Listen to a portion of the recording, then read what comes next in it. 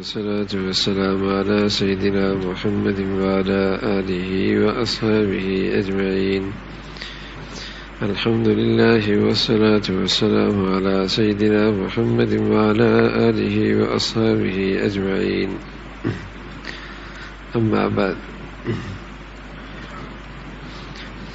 زکوٰۃ کے متعلق بات چل رہی تھی کہ مالدار شخص کے مخصوص قسم کے مال پر شریعت کی جانب سے جو متعین حصہ سال بہ سال عبادت کی نیت سے اس کے مستحق لوگوں کو دیا جاتا ہے اور اس کو مالک بنایا جاتا ہے، اس کو زکوٰۃ کہتے ہیں۔ آیا اب زکوٰۃ ہر قسم کے مال پر فرض ہے یا مال کا کچھ حصہ اور مخصوص چیزیں ہیں جن پر زکوٰۃ فرض ہے؟ تو عرض کیا تھا کہ زکوٰۃ اس قسم کے مال پہ فرض ہے جو حقیقتاً بڑھنے والا ہو، جیسے کہ تجارت کا سامان، یا حقیقتاً تو نہیں بڑھتا لیکن کوئی بڑھانا چاہے تو پوری قدرت ہے، جیسے سونا، چاندی، نقدی وغیرہ۔ تو جو چیزیں بڑھتی ہیں ان پہ زکوٰۃ ہے۔ تو اس لحاظ سے بکری پر، گائے پر، بھینس پر ایک خاص مقدار کے بعد ان میں سے بھی زکوٰۃ نکالی جاتی ہے۔ اونٹ پر، اور عام طور پہ جو ہمارے استعمال میں چیزیں ہیں ان میں 4 چیزیں بنتی ہیں جن پہ زکوٰۃ فرض ہوتی ہے۔ ایک تجارت کا سامان ہے، دوسرا سونا ہے، تیسرا چاندی ہے اور چوتھا نقدی ہے۔ ان 4 چیزوں پر زکوٰۃ فرض ہوتی ہے۔ صرف سونا اگر نصاب کے بقدر ہو جائے تو زکوٰۃ فرض ہو جائے گی، یا صرف نقدی نصاب کے بقدر ہو جائے زکوٰۃ فرض ہو جائے گی، یا صرف تجارت کا سامان وہ نصاب کے برابر ہو جائے جس پہ زکوٰۃ فرض ہوتی ہے تو زکوٰۃ فرض ہو جائے گی، یا ان چاروں کو ملا کر اتنی مالیت بنتی ہے جو زکوٰۃ کا نصاب ہے تو زکوٰۃ فرض ہو جائے گی۔ اب زکوٰۃ کیا ہر شخص پہ فرض ہے؟ تو اس کے لیے کچھ شرائط ہیں۔ پہلی شرط یہ ہے کہ زکوٰۃ اس شخص پہ فرض ہوتی ہے جو مالدار ہو، اور مالدار کے ساتھ ساتھ آزاد بھی ہو، اور مالدار کے ساتھ ساتھ مسلمان بھی ہو۔ پہلی شرط مالدار ہونا، غریب پر زکوٰۃ فرض نہیں۔ مالدار شریعت میں اسے کہتے ہیں جس کے پاس 52.5 تولہ چاندی کی قیمت ہو، یا 52.5 تولہ چاندی کی قیمت کے بقدر تجارت کا سامان ہو، یا 52.5 تولہ چاندی کے بقدر سونا ہو، چاہے وہ 1.5 تولہ ہی کیوں نہ ہو۔ اگر آج کسی کے پاس 1.5 تولہ ہے اور 1 روپیہ بھی اس کے پاس ہے تو اس آدمی پر بھی زکوٰۃ فرض ہے۔ 7 تولہ ضروری نہیں ہے۔ 7 تولہ اس وقت ہے جب اس کے پاس 1 روپیہ بھی نہیں ہے اور اس ملک کے اندر کرنسی سونے کی چلتی ہے، پھر نصاب 7 تولہ ہے۔ ورنہ جہاں سونا، چاندی، نقدی تجارت کا سامان ہے تو وہاں پھر 52.5 تولہ چاندی کے بقدر اگر سونا ہے، چاہے وہ 1.5 تولہ ہی کیوں نہ ہو، ایسے شخص پہ زکوٰۃ فرض ہے، اور شریعت کی نظر میں وہ مالدار ہے۔ تو چاندی اتنی ہے جو 52.5 تولہ چاندی، یا اتنا تجارت کا سامان ہے، یا اتنا نقدی ہے، یا اتنا سونا ہے، یا ان چاروں کو ملا کر تھوڑا سا سونا ہے، آدھا تولہ، اور کچھ نقدی ہے، کچھ تجارت کا سامان ہے، ان سب کو ملا کر 52.5 تولہ چاندی کے بقدر بنتا ہے۔ شریعت کی نظر میں یہ شخص مالدار ہے، یہ شخص مالدار ہے۔ ہمارے ہاں تو چونکہ مسائل معلوم نہیں ہوتے، بلکہ بس اوقات یہ ہوتا ہے کہ جس پہ زکوٰۃ فرض ہوتی ہے وہ زکوٰۃ لینے کے لیے ہاتھ پھیلائے بیٹھا ہوتا ہے، کہتے ہیں میرے پاس اتنا سونا نہیں، صرف 1.5 تولہ ہے بس، اس لیے میں زکوٰۃ کا مستحق ہوں۔ ارے میاں، تجھ پہ تو زکوٰۃ فرض ہے، زکوٰۃ لینا دور کی بات ہے۔ چونکہ مسائل پتہ نہیں ہوتے تو لوگ زکوٰۃ لینے کی جگہ یہ بیوہ ہے. ارے میاں بیوہ ہونا تو زکوٰۃ لینے کے مستحق نہیں ہوتی. اگر اس بیوہ کے پاس 1.5 تولہ سونا ہے تو زکوٰۃ تو اس پہ فرض ہے. زکوٰۃ تو اس پہ فرض ہے. شریعت کی نظر میں تو وہ مالدار ہے, چاہے وہ بیوہ ہے, کچھ بھی ہے. تو بیوہ ہونا تو یہ تو کوئی وہ نہیں ہے کہ وہ زکوٰۃ لے گی یا زکوٰۃ نہیں دے گی. تو چونکہ بسا اوقات مسائل معلوم نہیں ہوتا تو بہت ہی اخلاص سے زکوٰۃ ایسی جگہ استعمال کی جاتی ہے جو زکوٰۃ کے مستحق نہیں ہوتے, یا زکوٰۃ ادا نہیں کی جاتی اس لیے کہ مسائل کا پتہ نہیں ہوتا. سنا ہوتی ہے ایک بات, سنی سنائی چل رہی ہوتی ہے. تو ایک شرط یہ ہے کہ زکوٰۃ اس پہ فرض ہے جو مالدار ہو. دوسری شرط یہ ہے کہ وہ آزاد غلام پر نہیں. تیسری شرط یہ ہے کہ وہ مسلمان ہو. کافر پر بھی زکوٰۃ فرض نہیں ہے, کافر زکوٰۃ لے بھی نہیں سکتا. اب اس نے اسپتال میں پیسے دے دیے زکوٰۃ کے اور اس سے ہندو کا علاج ہو رہا ہے, زکوٰۃ ادا نہیں ہو رہی. عیسائی کا علاج ہو رہا ہے, زکوٰۃ ادا نہیں ہو رہی. ہاں, اور کسی بھی اقلیت کا, قادیانی کا علاج ہو رہا ہے, اس کی زکوٰۃ ادا نہیں ہوگی. کسی بھی کافر کا اگر علاج ہوا تو اس کی زکوٰۃ ادا نہیں ہے. تو جیسے کافر پہ زکوٰۃ فرض نہیں ہے وہ زکوٰۃ لے بھی نہیں سکتا.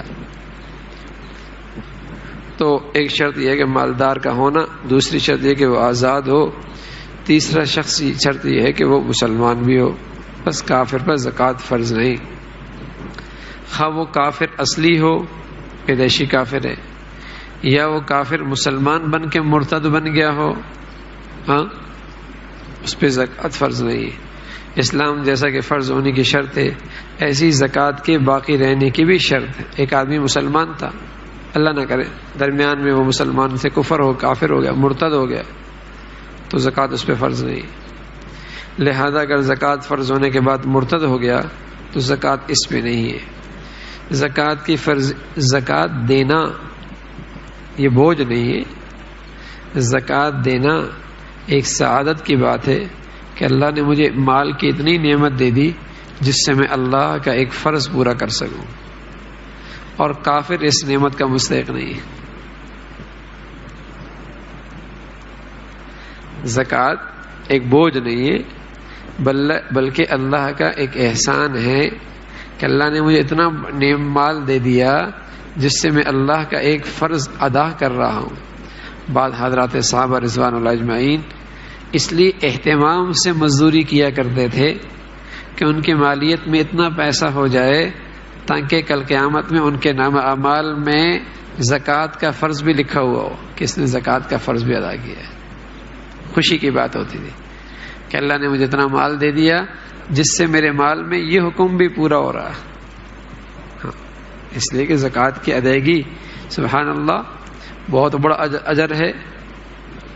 تو یہ کوئی بوجھ نہیں ہے, اس لیے کافر اس لائق نہیں. اللہ کا احسان ہے کہ اس کے مال میں یہ فریضہ ادا ہو رہا ہے. زکوٰۃ کی فرضیت کا علم ہونا, اگرچہ وہ حکمن ہو جیسے کہ آدمی کا دارالاسلام یعنی مسلمانوں کے ملک میں ہونا, کیونکہ یہاں بے علمی عذر نہیں. ایک آدمی بتا مجھے زکوٰۃ کا پتہ ہی نہیں تھا میرے مال میں ہے کہ نہیں, مجھے تو پتہ ہی نہیں تھا آج تک. ارے میاں جہالت تو عذر نہیں ہے, مسلمانوں کے ملک میں رہتے ہو تو اس کا علم سیکھنا ضروری ہے نا. مسلمانوں کے ملک میں رہتے ہو, مسلمان سوسائٹی میں علم سیکھنا ضروری ہے. تو جہالت کی وجہ سے 20 سال تک زکوٰۃ ادا نہیں کرتا رہا تو پکڑ ہوگی. جہالت عذر نہیں ہے, سیکھا جائے, پوچھ لیا جائے کہ کن مالوں پر زکوٰۃ ہے. مثلا اگر کوئی کافر دارالحرب میں اسلام لے آیا, کافروں کے ملک میں اسلام لے آیا اور چند سال تک وہاں رہا, تو اگر اس کو زکوٰۃ کی فرضیت کا علم تھا تو اس پر اس زمانے کی زکوٰۃ کی ادائیگی فرض ہوگی, اور اگر اس کو فرضیت کا علم ہی نہ تھا تو اس مدت کی زکوٰۃ اس پہ فرض نہ ہوگی. کافروں کے ملک میں رہ رہا اور نیا مسلمان ہوا اور اسے پتہ نہیں تھا تو اس کے لیے عذر ہے. اور صاحب عقل ہو, بالغ ہو, نابالغ پر بھی زکوٰۃ نہیں ہے. بس اوقات اور ماں باپ کا انتقال ہوتا ہے اور وراثت تقسیم ہو جاتی ہے, اور نابالغ بچوں کے حصے کے اندر بھی ایک بڑا مالیت آ جاتی ہے. ہاں, اور فیکٹری کے شیئر بھی اس کے حصے میں آ جاتے ہیں, تو ظاہر ہے نابالغ ہونے کی وجہ سے اس پہ زکوٰۃ فرض نہیں ہے. اس پہ زکوٰۃ فرض نہیں. بس نابالغ بچے پر زکوٰۃ فرض نہیں، اس لیے کہ زکوٰۃ محض عبادت ہے اور فرضیت تب آتی ہے جب بالغ ہو جائے. بقدر نصاب کا مال کا مالک ہونا، اگر آدمی مالدار نہیں بلکہ کہیں سے مال ملنے کی امید تھی اور اس امید پر مال ملنے سے پہلے ہی زکوٰۃ دے دی، زکوٰۃ ادا نہیں ہوگی. جب مال مل جائے اور اس پر سال گزر جائے تو پھر زکوٰۃ دینی چاہیے. یعنی ایک آدمی مالدار تھا ہی نہیں، ہاں پتہ چلا کہ وراثت میں مجھے اتنے پیسے ملیں گے تو میں مالدار بن جاؤں، اس لیے پہلے سے زکوٰۃ دے دی. نہیں، جب تک کہ اس رقم کا مالک نہیں بنے گا، مالدار نہیں بنے گا، زکوٰۃ فرض ہی نہیں ہے. اب اگر اس نے پہلے دے دی تو وہ نفلی ہوگی، وہ نفلی ہوگی. ہاں البتہ دوسری صورت یہ کہ یہ آدمی مالدار ہے شریعت کی نظر میں اور سال مکمل ہونے سے پہلے پہلے اپنی زکوٰۃ سال کی ادا کر رہا ہے، ایڈوانس پہلے مالدار ہے، زکوٰۃ فرض ہے اس پر. اور یکم رمضان کو مثلا اس کا سال پورا ہو رہا تھا اور اس نے الحمدللہ شعبان ہی کے اندر اپنی زکوٰۃ پہلے سے ادا کر دی پوری.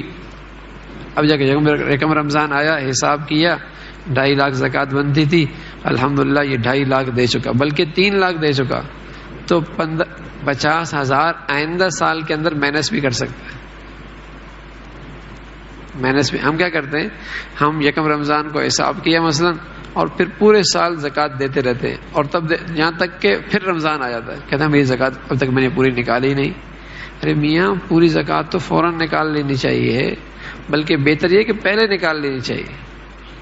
یکم رمضان تک دیکھو میں نے اس سال کی زکوٰۃ دے دی، الحمدللہ میں نے مثلا 2.5 لاکھ بنتی تھی، 2 لاکھ دے دی، 50,000 رہ گئی، وہ کوشش کرے 1 مہینے کے اندر ادا کرے، اس سے مال محفوظ ہو جائے گا. نبی علیہ الصلوۃ والسلام فرمایا کرتے تھے حسنوا اموالکم بالزکوٰۃ، زکوٰۃ دو گے تو ہمارے مال قلعوں کے اندر محفوظ ہو جائیں گے. تو حفاظت کی کتنی جلدی تدبیر کرتے ہیں، ذرا پیسہ آیا بھائی ذرا تجوریوں میں رکھ دو اور بینک کے لاکر میں رکھ دو اور فلاں جگہ رکھ دو، کیوں؟ محفوظ ہو جائے. ہاں تو اللہ رب العزت نے مال دیا، میاں زکوٰۃ دے دو محفوظ ہو جائے گا. اور یہاں حفاظت کا وعدہ اللہ کے نبی کی طرف سے ہے. اللہ عمل کی توفیق نصیب فرمائے. الحمدللہ رب العالمین والصلاة والسلام علی سیدنا محمد وعلی آلہ واصحابہ اجمعین. اللہم لک الحمد کلہ ولک الشکر کلہ، نستغفر اللہ سبحان ربک رب العزة عما یصفون وسلام علی المرسلین والحمد للہ.